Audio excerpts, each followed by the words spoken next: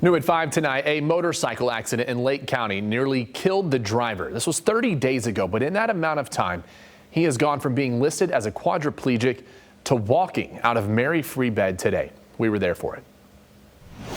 Jittery feet, a bouncing leg, a hand clutching his partner's, all nervous energy you can blame on getting interviewed by the news. But the fact that these nerves are firing at all, Andy Hoffman calls it a miracle. Exactly a month ago, the 47-year-old I was going around a corner and hit a pothole. Crashed his motorcycle near Big Star Lake. It bucked me off the bike and it flipped my bike both ways, and I ended up pinned underneath my bike. He doesn't remember the 75-foot slide.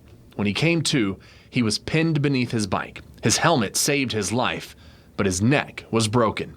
He could smell the dripping gas, but he couldn't move. I couldn't do it. There was nothing I could do. I was stuck there in that same position for over 2 hours, just hoping that my bike didn't catch on fire, or hoping that I was able to honestly live through what happened. Finally, he says an older gentleman found him, called EMS, and he was ultimately flown to the hospital.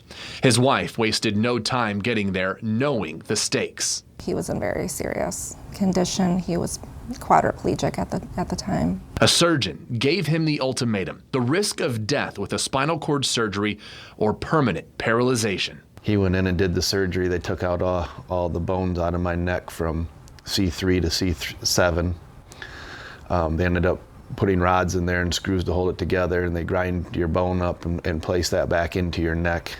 And with that surgery, I wouldn't be here today. But Andy's work was far from over. Recovery from any surgery is rough, but recovering from a motorcycle accident and a spinal surgery was going to be a long journey. That's where Mary Free Bed in Grand Rapids stepped in to make sure Andy would walk again.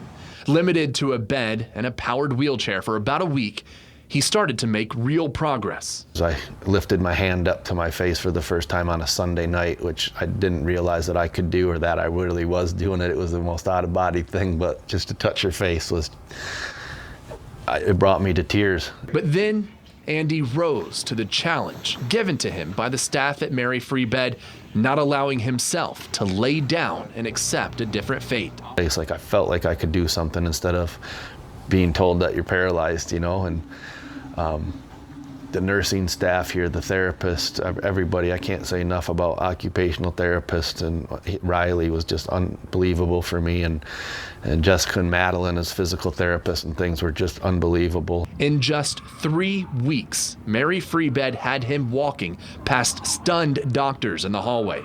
They knew I could do it, and they pushed me to do it. You know, I was shocked that first day that they told me, let's try and walk. I didn't think I was going to get up to walk that day. I didn't think I had it in me, but once I felt it, I thought, we can do this.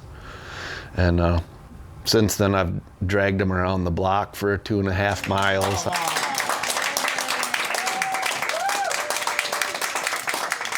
And now, about to walk out of Mary Free Bed, looking back to the scene of the crash, Andy has come a long way in a short amount of time. They marked me as a dead man there. They painted the wheels and tires on my bike in orange, or however, what color. I'm colorblind, I don't know what color it is, but that, to a body shop, that means that's a death car or a death bike. He credits his wife, family, and friends, his neurosurgeon, Dr. Salufo, and of course, Mary Free Bed.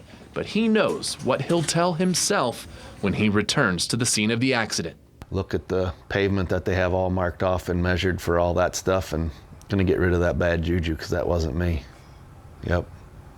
I'll be back there Sunday to stand there and know that I beat this, for sure.